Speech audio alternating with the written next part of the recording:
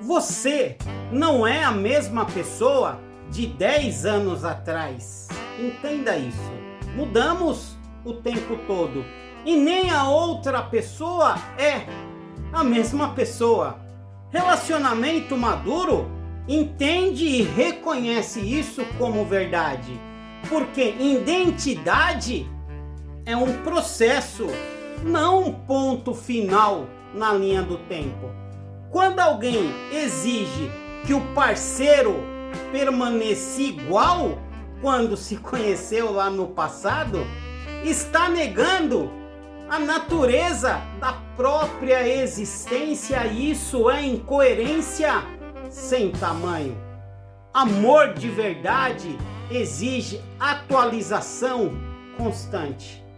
Não pare no tempo, isso desgasta o seu relacionamento. Pense nisso.